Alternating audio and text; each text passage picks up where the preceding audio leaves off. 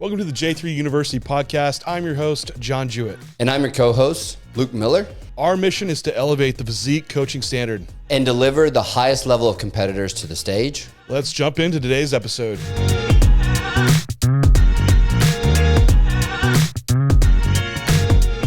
Are your reps effective? We've had this conversation, seen multiple times around failure training, staying farther away from failure. When do the reps become stimulating? Do they get more stimulating? And there's a trade-off for the amount of fatigue that's accumulated to where maybe that benefit is outweighed by some of the negatives that come along with it for the recovery on the back end of a session or the back end off of a set. So we keep having this conversation and it doesn't seem to be going away. So Luke and I are going to discuss a little bit of a lot of it is going to be theoretical, but also the anecdotal of what we see around the conversation of effective reps. Yeah, it's clearly something people are still curious about, right? Because we pulled this question from a Q&A, and it's something that's continually being asked is like, is effective reps and tracking this with, RIR progressions and tracking your effective reps an effective way to train and optimize progress. And man, you were talking a little bit off camera that it's almost muddy water when you take the theoretical and you bring it into the real world application, because there's so many potential inputs that can influence if you're actually getting into effective reps with a set. When we look at experience levels, ability to output, and a couple of things that can influence that. And I think a good place to kick it off is just like a quick reminder for the audience of what effective reps is and kind of that thought process around programming in that manner before we dive into potentially some of the anecdotal observations that we start to see muddy the water of the theoretical application that could potentially work on paper. The first time I heard, at least the name that comes to mind when I see someone saying effective reps in the literature and science world was Chris Beardsley. He puts out a lot of hypertrophy training research, and I saw him first coin the term. I don't know if it was around before that. I don't think it's something that's been termed actually in the literature to be looked at and studied in that capacity. We're more looking in the literature around proximity to failure and reps in reserve. These are terminologies that you do see. So the actual testing of effective reps, there's kind of lacking data just around testing that terminology and the way that it's been presented. But basically, not to put words in Chris Beardsley's mouth, but the concept around it is that through hypertrophy training research that the closer you get to failure, these reps have some type of degree of stimulus that's occur. Because we see when someone's really far away from failure, especially the more advanced you get, there might not be that much hypertrophy that does occur, and you need to be some amount close to failure for this effectiveness of a set to happen and then to spur on hypertrophy. So Chris Beardsley went on to say that it was a very set of like 5 reps away from failure. That's when you hit into these effective reps, and then people got all way too nuanced and very analytical about counting even your effective reps for programming. Like I had 3 effective reps in this set and 2 in this one. And that was kind of looking at the wrong thing. It's definitely more of a conceptual framework that's presented. Now, when you actually look across the studies and research around this, we don't have stuff that actually is gauging different levels of effective reps, but more so just proximity to failure. And it almost doesn't hold up in a lot of the studies because of depending on where you're looking at. If it's someone that's like at least a beginner, almost everything works for them. Then as you get more advanced and that rate of progression slowed, if it's a 1 IR or a 2 IR, it doesn't seem to pan out to a big difference. Just because for one, it could be the length of time of the study, or it could be the exercise design. There's just so many variables that then goes into like what matters and what doesn't. As an overall, if you sum up these studies, and I believe like Greg Nuckols wrote a huge paper on this, on the case for effective reps, and that research was kind of lacking. And if anything, you have papers that disprove it, that just because you're getting in more effective reps doesn't mean they're more effective for hypertrophy. and then there's cases for it as well. So it's slightly a more toss up, and I think when that is the case, you kind of could sum up that entire research, at least how I take it away, as that you should be training with pretty damn close proximity to failure, and potentially as you get more advanced, that might matter more because you have less sets to be able to play with, and then that's kind of like the literature takeaway. Like, yeah, you need to be pretty close to failure. How close is that? Well, then now we should look to the coaching field and see what's working and what's applying, and basing all the other variables that you need to consider, where they're holding a lot of those variables constant in the research world, where we're actually having to think about, what phase is an athlete in, what's their psychology around it, what's their recovery capacity. And I think that's where it gets kind of muddy with moving into the application, because we have something that looks clean and nice in the research world around, proximity to failure. And there's a lot of proponents of that. You don't always need to train to failure, that sometimes you do, sometimes you don't. But there's a real gray area of how do people navigate that. So I guess, Luke, we spur that on to where do we go from there? If we know this stuff from the research world, that we need to train close to failure, what gets applied into the coaching world?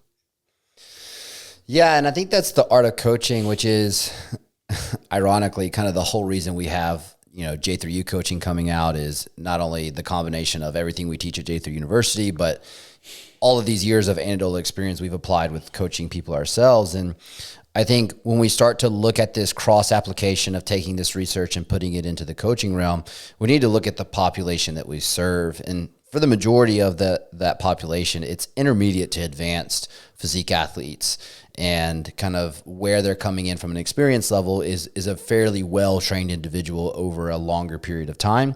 There's a level or degree of training that's already been learned where they can pull out quite a bit per set for the majority of the body parts that they train with. And so when we look at translating this concept into actual application, I think we see a lot of a narrowing of that window of what's actually effective to drive hypertrophy stimulus for that. Not only are we having less total sets because their output per set is a lot higher, but when we look at actually driving adaptation, what I tend to find from an anecdotal perspective is that creating an adaptation for an individual comes with very close proximity to failure, or actually taking sets to failure. Now, that's not me saying take a back squat to balls out on the rack failure, right? Like, there's some sensibility within that, but we need to kind of see, and this is where, like, and I was talking to John off camera about some of these post-show phases that I've ran, and the underpinning and the underlying consistency in the psychology and the way that these people execute training,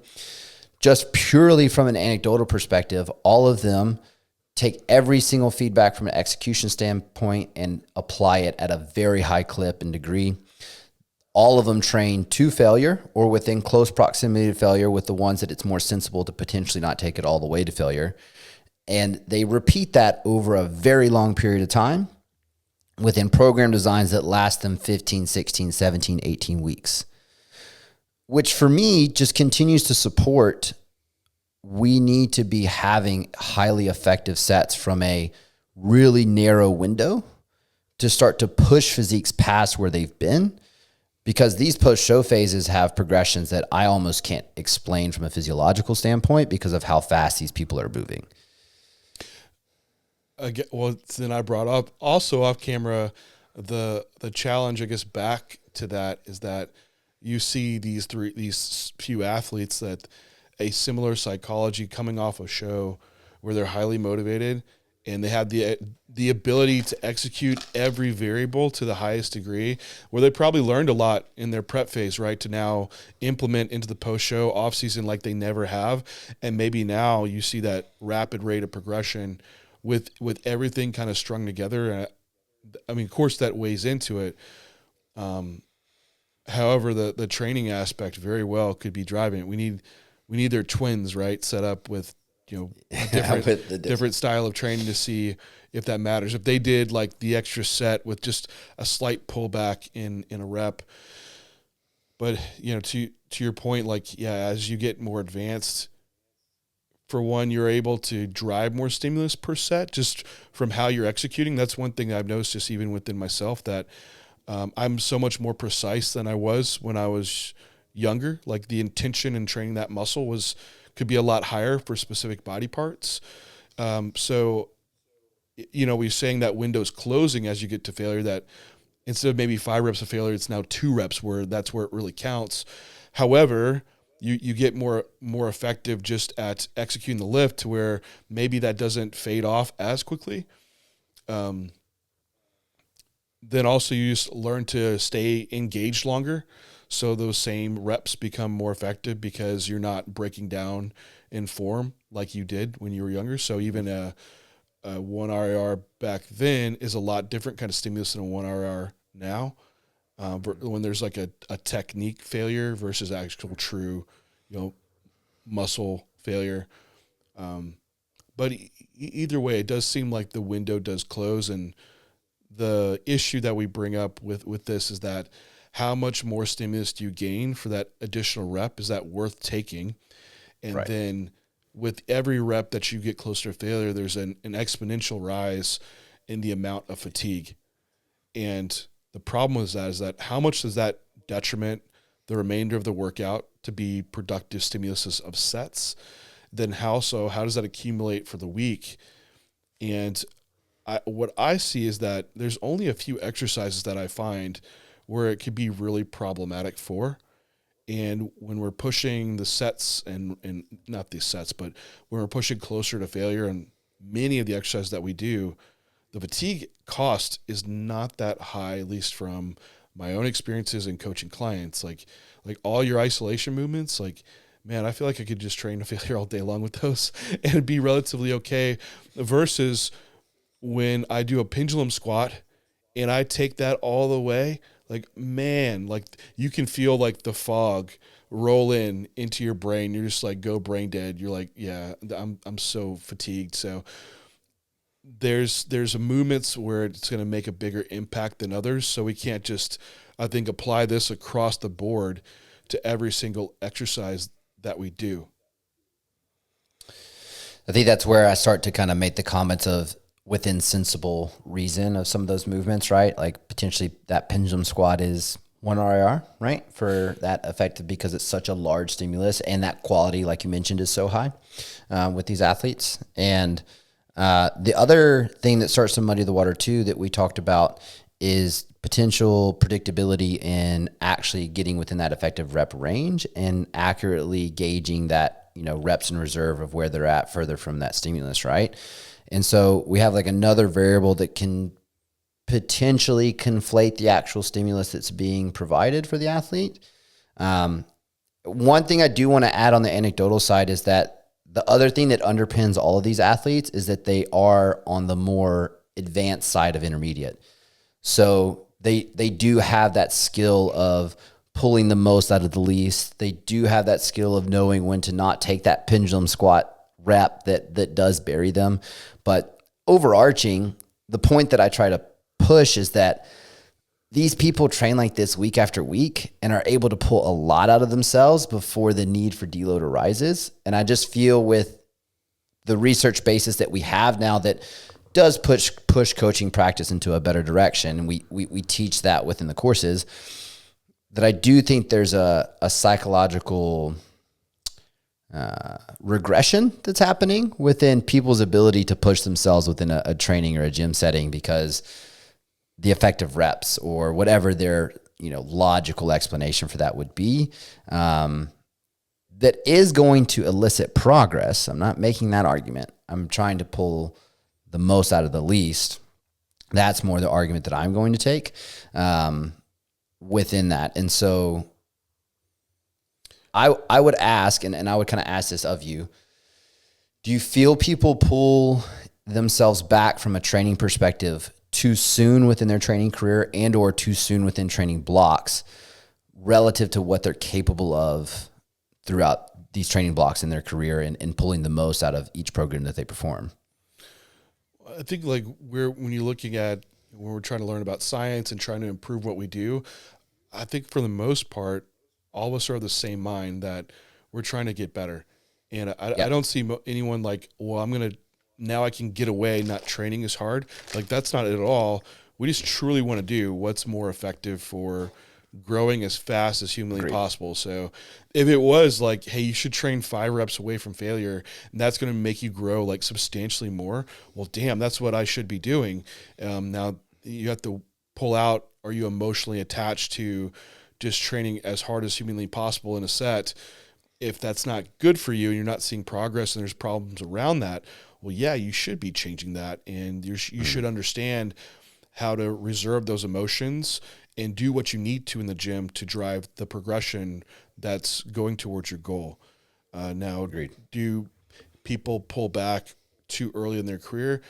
I think early in the career, people do, especially as a beginner. You're looking for that perfect program, and you read something that sounds really good, that's logical, and you're like, well, I'm going to jump and try this now.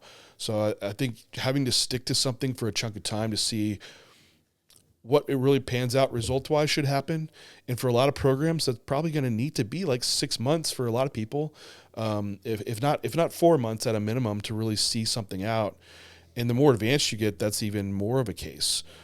You might not fully learn something in 8 months, throughout your program. If it has to be relatively, small variables changing, but I'm just saying, like, jumping like from huge programs like I don't know, like a Mike Mincer hit program to then like a super high volume, wave loading progression or something.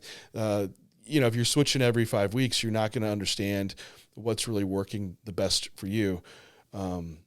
So I think, but as you get more advanced, you learn those things. So I don't think the advanced individual is program hopping enough. I think by that point, you've learned a lot about what's working well, and it's more about just trying to tweak that and refine it. And you've already kind of, found your path. I think the audience that might be listening to this is in that ground where they've seen some results kind of both way. They've moved some different programs around, but now they kind of need to like get more solidified in what they're doing and stick to something. And that's where I see the spectrum kind of lie on when people are, pulling back too soon on a program, or committing, and maybe getting even too dogmatic in an approach to where they're losing sight of maybe a shortcoming in their program. Were you finding that some people just pull back too early on program hop? Is that what you meant? Yeah, I see jumps in methodologies of training trying to happen too quick or being proposed as the next solution to them making more progress.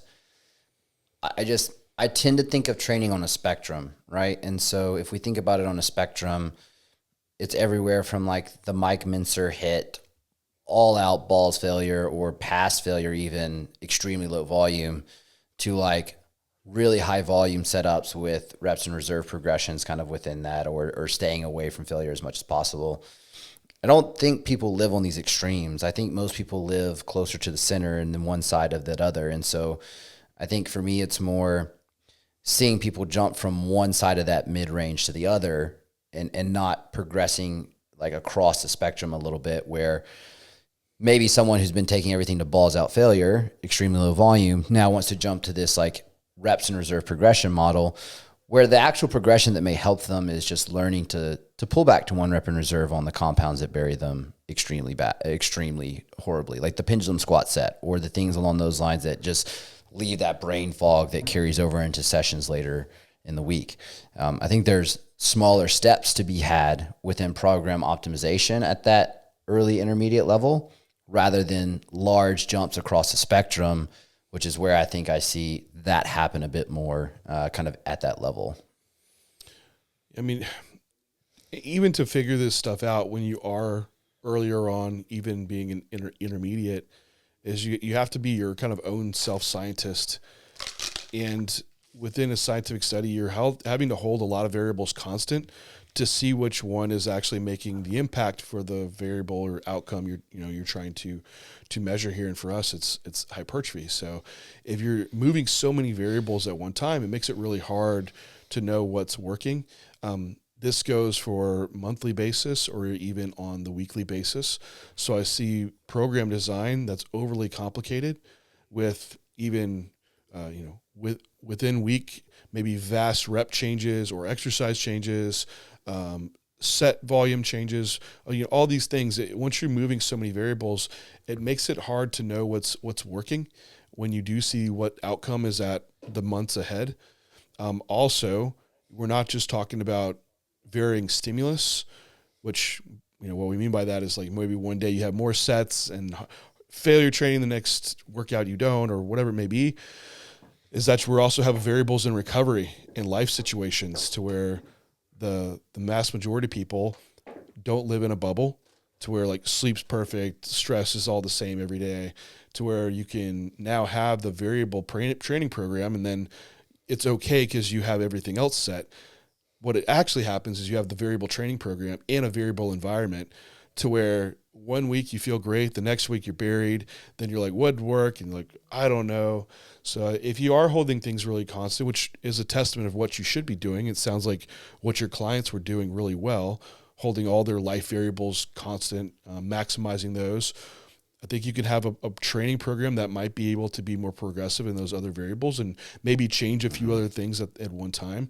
But I would still be encouraging holding more things constant that you can and keeping it simple, versus having rapid progressions in volume or even training effort. So that's a preference from a coaching standpoint and personal standpoint, is that I'll have pretty much a set volume and the effort ramps up pretty quick, and then we kind of hold steady there and just let that plan ride out.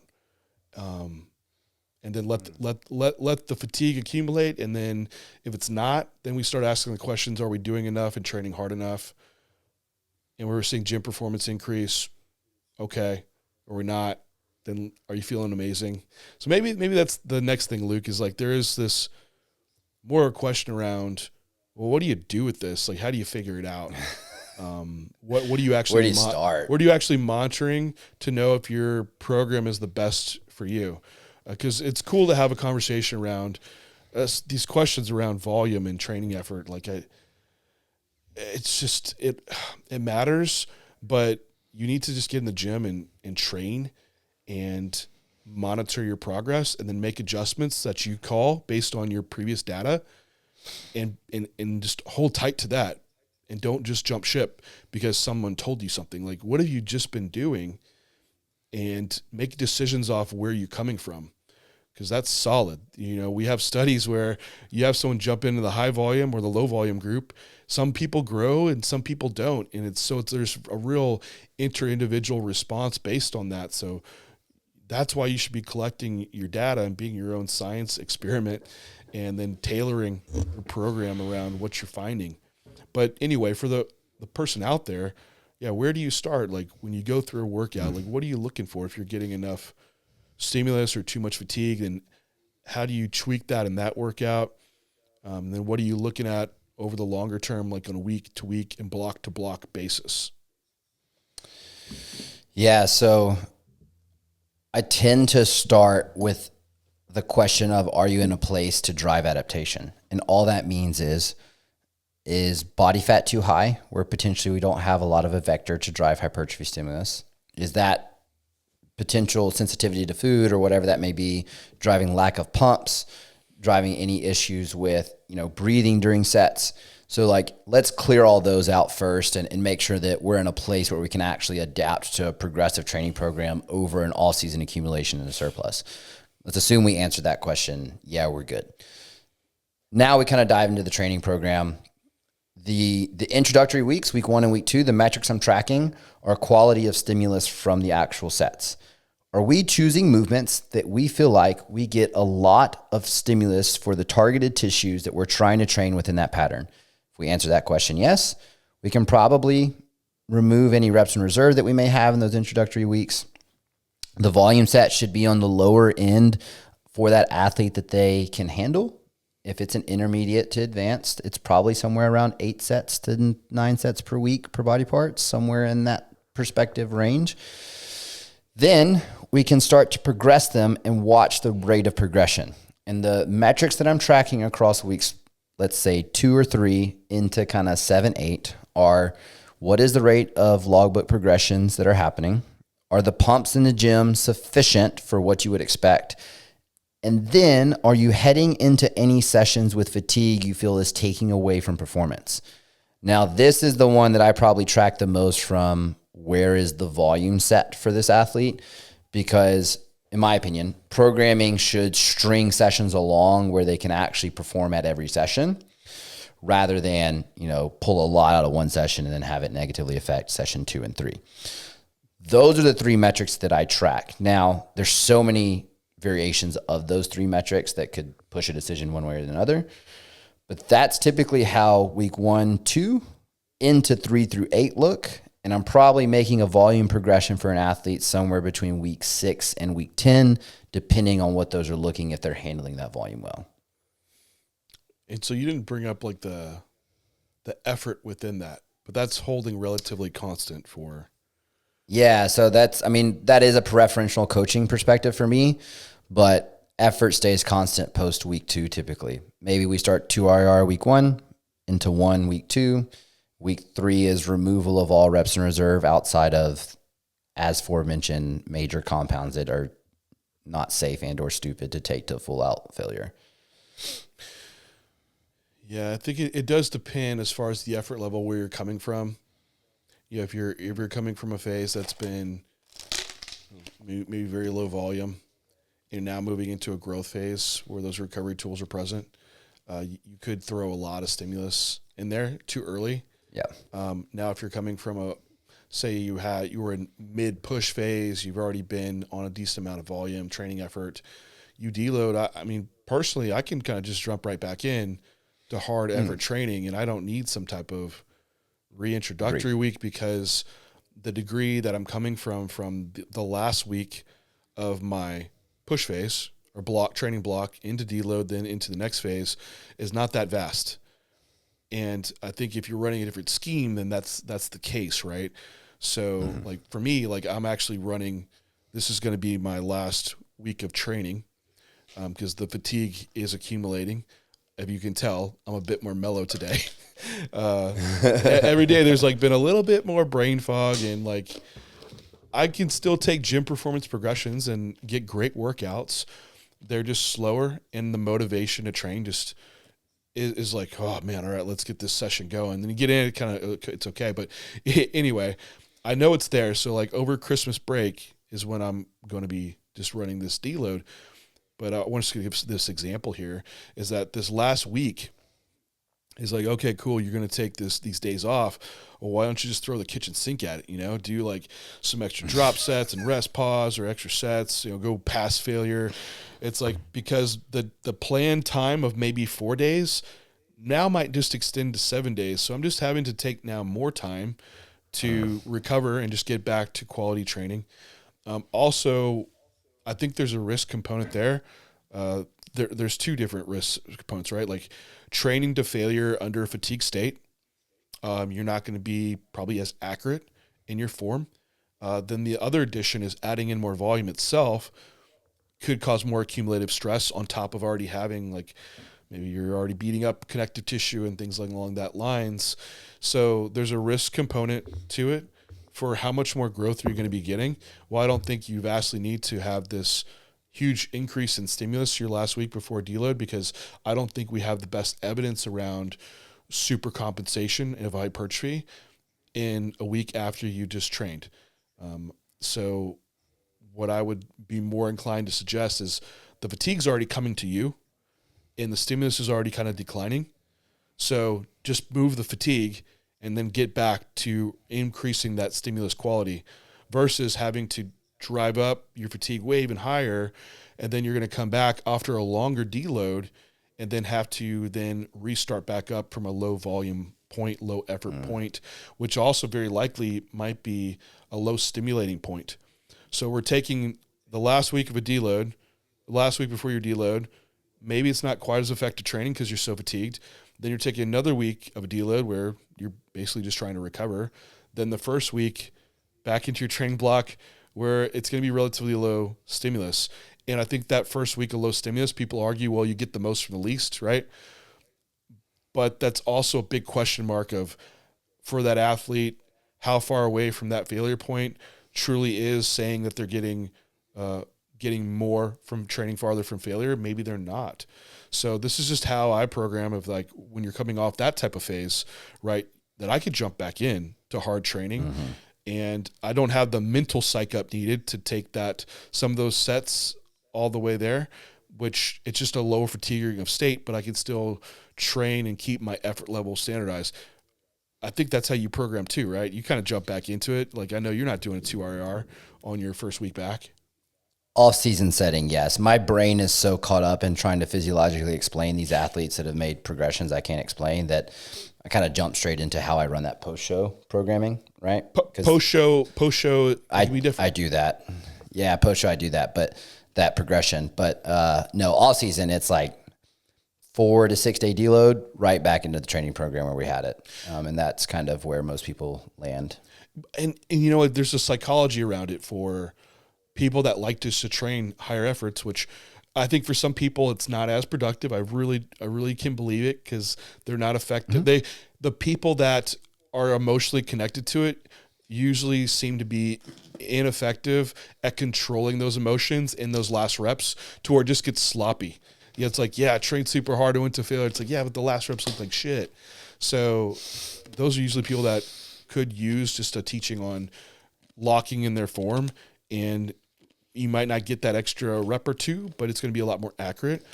But I think there is still a way to program if you do like to just train that way. Like even if you're post-show and you want to jump back into training, like that might just be reducing the amount of sets and raising the reps. And also I like doing like pauses. That way we just remove some of the risk component, like from the injury standpoint, being in a post-show phase. So there's a way to program it, but that would be probably the best time where you're actually pulling back and training a little farther away from failure. Or peak week is another one too. Like I absolutely don't train to failure during peak week. No. So, but with that's, what I'm doing for this deload is just as basically as few days as needed to then get back to productive training. And whatever that is, Agreed. That's what I take. And what I find off season, usually it's like 4 days and I feel pretty damn good and I can go back to training. So there's not necessarily a set standard of days that needs to happen, but I don't want to get off the point here of the conversation. No. But the point being is that I don't need a huge pullback in training effort because I like to train that way and I think it's effective because I came from the tail end of a block and now moving into the front end of a block. I think the point you just made conceptually presents my thoughts on this topic a bit better of what I'm seeing in that we're pulling everybody kind of back to the midline. And so let me maybe explain that a bit better. So we talked about the spectrum of training, right? Let's talk about the emotionally attached person to training to balls out failure. You pointed out those last few reps probably are really poor stimulus. That person needs to spend time training in what's reps in reserve for them to improve the quality of the stimulus, to bring that quality to the standpoint that they can now take that quality to failure, okay? Just by telling them to improve the quality to the level that they need to and potentially train with reps in reserve, they'll visit failure quicker because the quality gets them to the failure point quicker, okay? So we're pulling that person back to the midline. The person who spends a lot of time with a lot of reps in reserve, maybe has one failure week out of a 4 or 5 week microcycle, they could potentially experience that training performance is not just going to tank by spending more time at a closer proximity to failure or at failure, training for 3, 4, 5 weeks at that, most movements to failure minus the ones that we aforementioned. We're bringing them back to the midline. And I think that's where my thoughts are starting to go from a programming perspective is the end ranges are never as productive as somewhere closer to the midline of programming setups.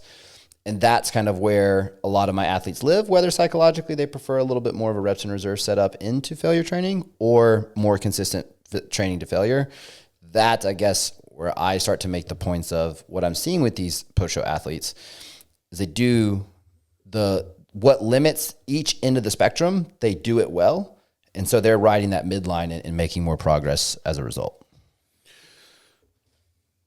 Yeah. I had to say my meathead intuition starts just kicking in at some point I know it does for me too. Where I just like, just stop it. Just train.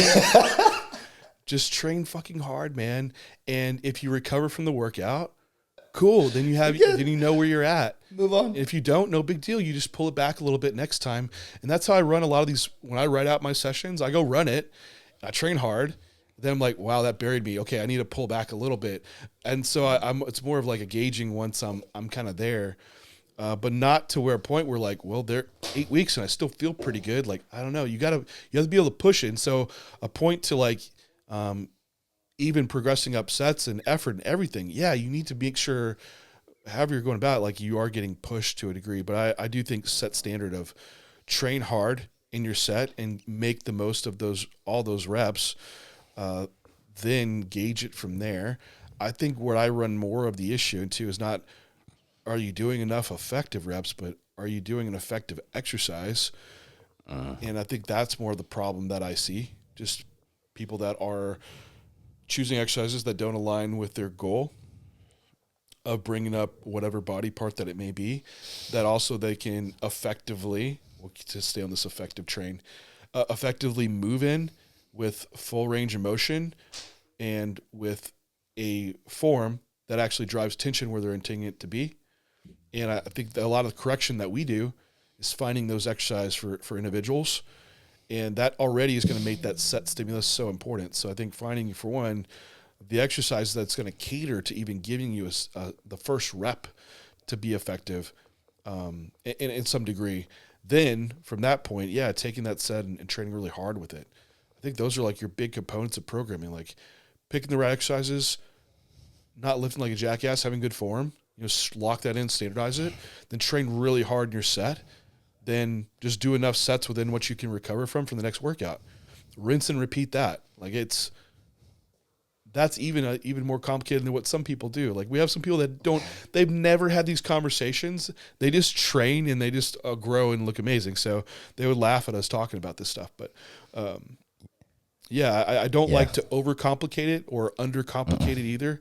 And I think it's really easy with the conversation around an effective rep that we're just looking at this one variable now, and we're designing entire programs based off this one thing when it's just one variable amongst many in a whole program. And so I think that goes back to our initial question around is building a program off of the theory of effective reps valid.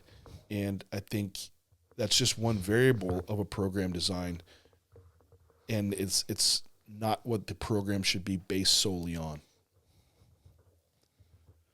Retweet. Yeah. Well, I believe that will wrap us up for today. And appreciate everyone tuning in, and we'll talk to you next time.